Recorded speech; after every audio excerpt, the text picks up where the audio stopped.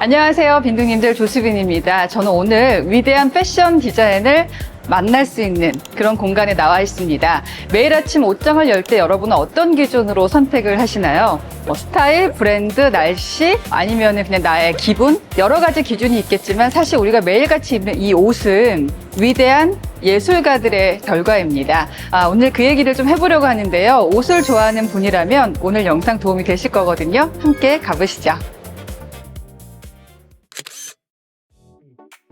자연이 만든 가장 아름다운 조형 언어가 바로 꽃이잖아요. 정말 많은 브랜드들이 꽃에서 모티프를 따오는데요. 요즘에 유행하는 것 중에 반클리프 아펠 주얼리 같은 경우에는 정말 오랫동안 꽃 자체를 모티프로 해서 많은 사람들의 사랑을 받고 있잖아요. 이건 크리스찬 디올의 칵테일 드레스인데요. 재밌는 건 저녁 6시부터 8시까지만 입도록 만들어졌습니다. 왜일까요? 보시면 낮에 입기에는 화려하고요. 무도 회복으로 입기에 활동성이 필요했거든요. 길이는 짧게 줄이지만은 튤립에서 영감을 얻은 라인과 꽃 포인트로 화려함을 더했습니다. 디올은요, 당시에 샤넬과 라이벌 구도를 만든 적도 있었어요. 샤넬은 심플한 블랙의 대명사였는데 샤넬이 여성을 코르셋에서 해방을 했다면 디올은 다시 한번 지극히 여성적인 라인을 만들면서 라이벌 구도를 형성했거든요. 이 집착은 소년 시절 그랑빌 정원에서 어머니와 꽃을 관찰하던 기억에서 시작됩니다. 이를테면요, 런웨이에 모델들을 올릴 때 드레스 밑단에 꽃 한 송이를 매달았거든요. 그에겐 이 꽃이 럭키 사인이었습니다.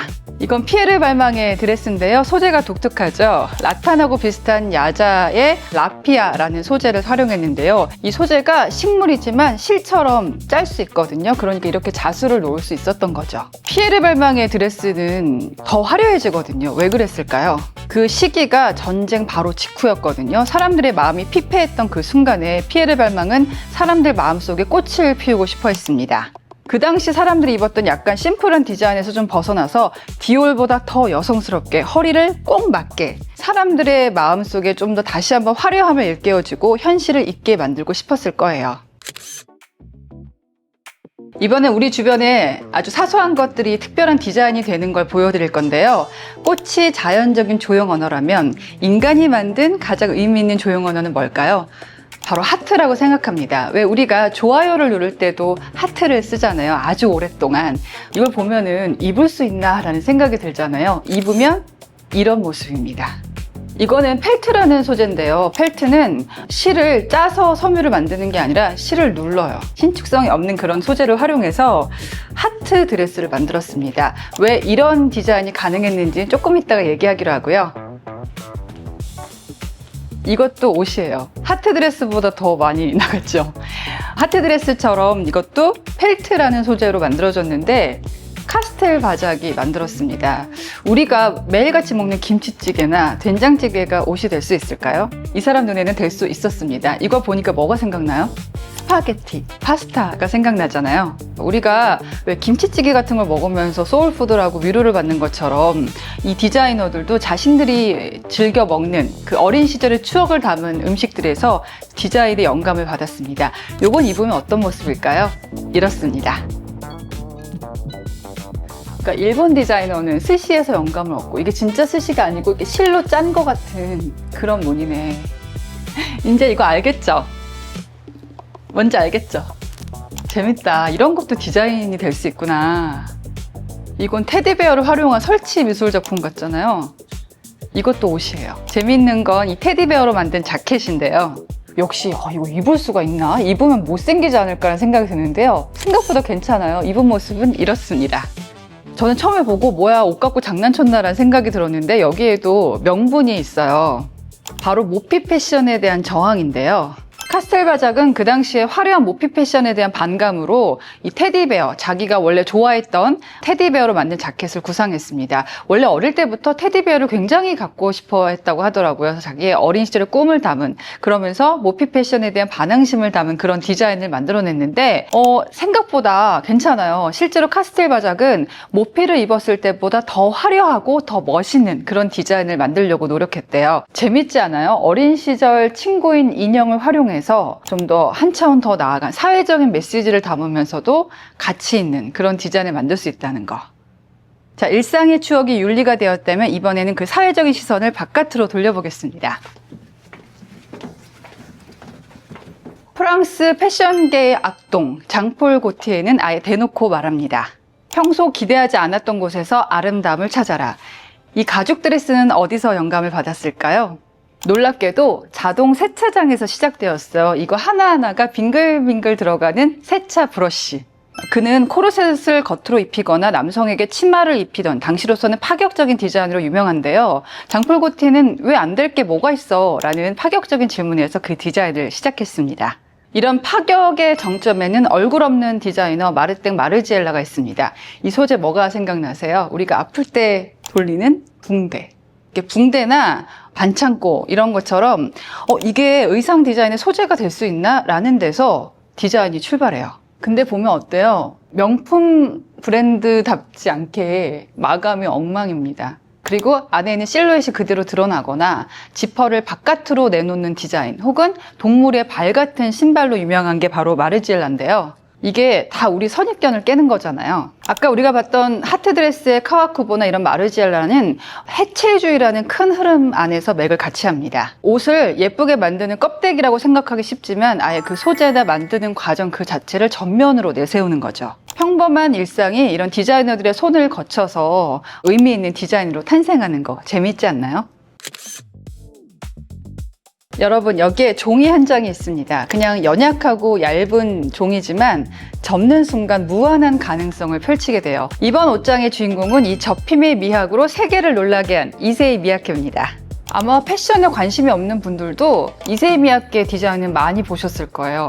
어머님들이 주름옷 진짜 좋아하잖아요. 그리고 스티브 잡스가 무려 20년 동안 같은 디자인의 터틀넥을 입었는데 그걸 디자인한 사람이 바로 이세이 미야케예요. 일본 디자이너 최초로 프랑스 정부로부터 최고 훈장인 레지옹 도네르까지 받은 그야말로 살아있는 전설이었습니다.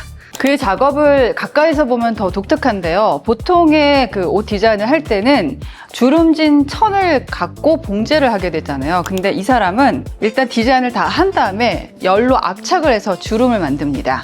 이걸 가먼트 플리츠라고 하는 이세이 미야케만의 독특한 공법인데요. 결과가 어떨까요? 엄청난 신축성과 내 몸에 따라서 형상을 달리하는 그런 유연성이 생깁니다. 그리고 제가 이세이 미야케를 좋아하는 이유 중에 하나가 아무리 구겨도 원래 모습으로 돌아오고 다림질도 필요 없고 특히 우리가 여행을 갈 때는 돌돌 말아서 다닐 수가 있거든요. 그래서 이세이 미야케 옷은 무용수들이 가장 사랑한 공연복 중에 하나예요. 사실 여러분 제가 지금 오늘 입고 온 게 이세이 미야케거든요. 무려 15년 전에 현 남편, 구 남친이 선물해줬던 옷인데 저는 그때 이세이 미야케를 처음 만났었어요. 사실 그때는 이세이 미야케가 한국에 들어온 지 얼마 안 됐었기 때문에 이거 약간 내 나이에 맞나? 약간 그때는 어머님들이 많이 입는 디자인이었거든요. 근데 요즘에는 플리츠도 있고 정말 많은 주름 옷 브랜드들이 생겼잖아요.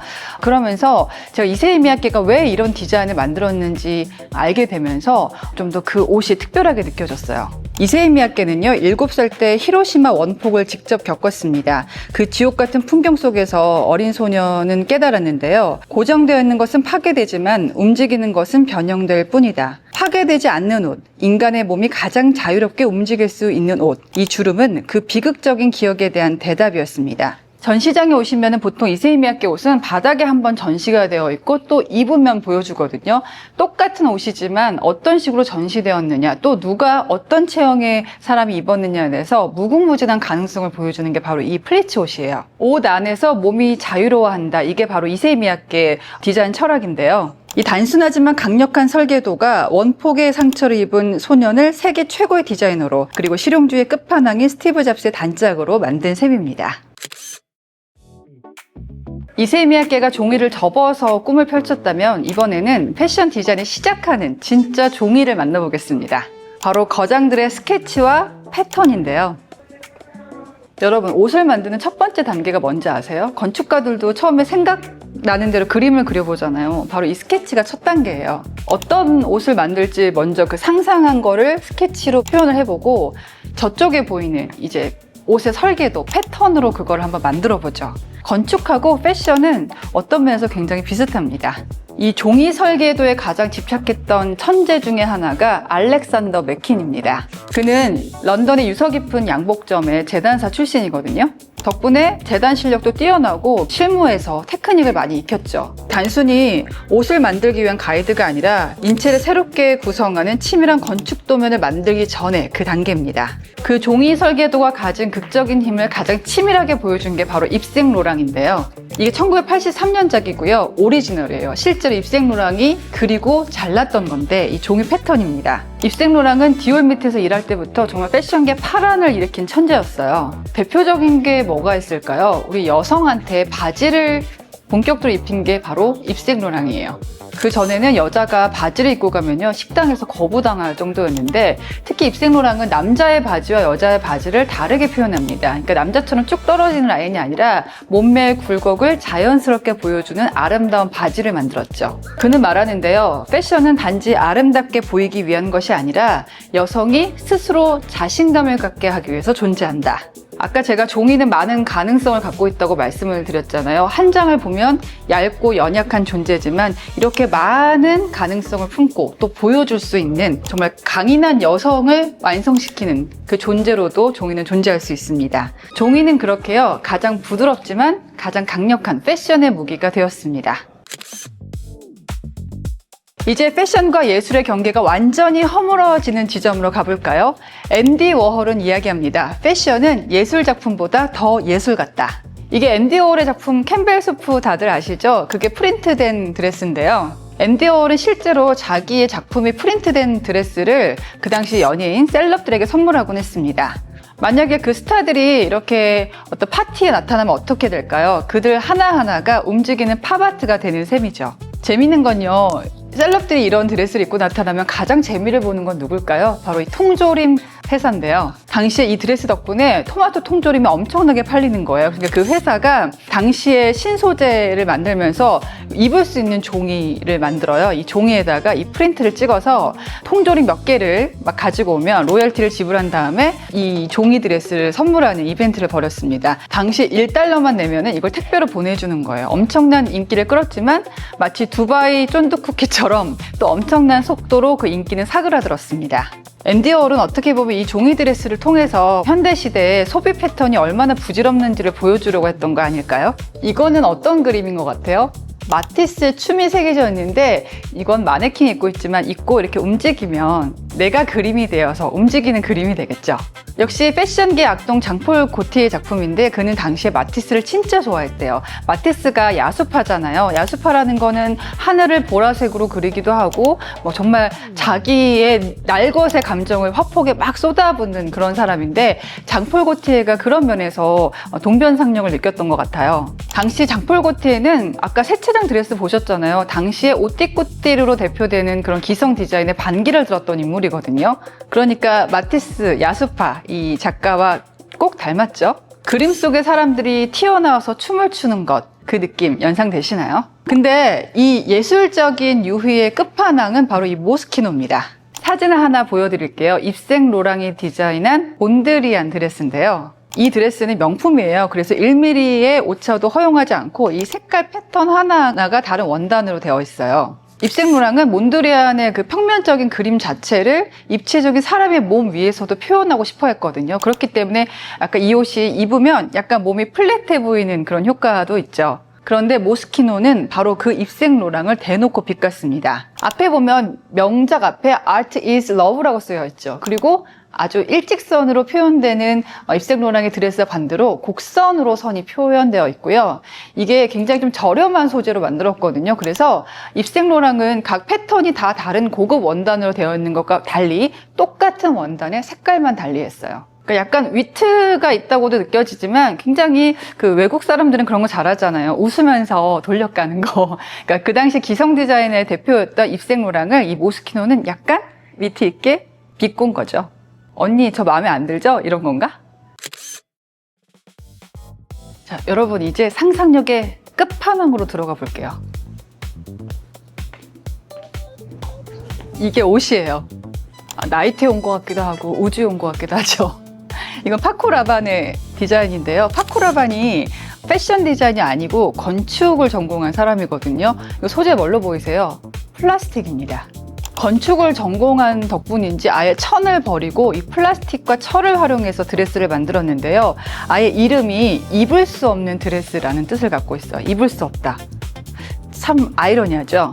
여기를 보면은 패션 디자이너를 생각한 옷은 그냥 몸에 걸치기 위해서 존재하는 것이 아니라 그 존재 자체만으로도 의미가 있다라는 걸 말하고 싶어 하는 것 같아요. 마치 예술 작품처럼요. 굉장히 불편해 보이는데 당대 최고의 스타들, 오드리 헵번 같은 사람들은 이 파코 라반의 이 드레스를 꼭 입고 싶어 했습니다. 이걸 입으려면 마운자로나 위고비를 엄청 맞아야 될 것 같은데요. 그런데 지금 이 섹션에서 보시면 빛과 그림자를 어떻게 보면 당시로서는 플라스틱의 최첨단 소재였잖아요. 첨단 소재를 만나서 흐트러지고 모여지는 그 장면 자체가 미래를 미리 만나는 그런 디자인을 보여주죠. 자, 이제 이 전시 하이라이트이자 패션계 불꽃 알렉산더 맥킨의 드레스를 만나봅니다. 맥킨의 쇼는 항상 뉴스 헤드라인을 장식했는데요. 콜로세움에서 런웨이를 하고요. 또 에펠탑에서 영감을 얻은 옷을 만들었습니다. 하지만 그의 진정한 마스터피스는 마지막 컬렉션인 플라톤의 아틀란티스입니다. 이 쇼는 패션 역사상 최초로 라이브 스트리밍이 됐는데요. 그때 전 세계 시선이 집중된 이유가 또 하나 있었어요. 바로 레이디 가가의 신곡 배드 로맨스가 이 쇼에서 처음으로 공개됐기 때문인데요. 그 당시 얼마나 접속자가 몰렸는지 사이트가 다운될 정도였습니다. 이 드레스의 디지털 프린트를 한번 보세요. 파충류나 양서류가 연상되죠. 맥킨은 생각했습니다. 지구온난화가 심해져서 지구가 물에 잠긴다면 인간은 다시 바다의 생명체로 진화하지 않을까. 모델들이 신었던 그 유명한 아르마딜로 슈즈 기억하시나요? 레이디 가가가 뮤직비디오에서도 신어서 화제가 됐던 기괴한 신발. 맥킨은 이 구두와 드레스를 통해서 예쁘기만 한 디자인이 아니라 우리가 직면한 시대의 고민과 불멸의 아름다움을 예언했습니다. 이게 사실 그의 마지막 항해가 되긴 했는데요. 그래도 그가 남긴 많은 이상은 지금도 많은 디자이너들에게 예술적인 영감을 넣어주고 있습니다. 오늘 저와 함께 떠난 상상력 옷장 여행 어떠셨나요? 그런데 마지막에 큰 반전이 기다리고 있습니다. 우리나라 국립중앙박물관이 그 작품 몇 개를 보유하고 있는지 아세요? 바로 38만 점인데 지금까지 봤던 것처럼 패션사에서 의미 있는 진품 50만 점이나 보유하고 있는 곳이 있습니다. 바로 이랜드 컬렉션이죠. 박물관보다 더 거대한 이 기록들, 맥킨의 마지막 드레스부터 입생 로랑의 패턴까지 이 방대한 유산들이 우리 곁에서 다음 세대의 상상력을 기다리고 있다는 사실 정말 놀랍지 않으세요? 이제 여러분의 옷장을 다시 한번 열어보세요. 평범해 보였던 그 옷 안에는 이런 패션 디자이너들의 살아있는 영감이 숨어 있습니다. 패턴, 주름 하나하나에도 다 의미가 있는 거예요. 자, 이제 여러분의 상상은 옷장 속에서 시작됩니다.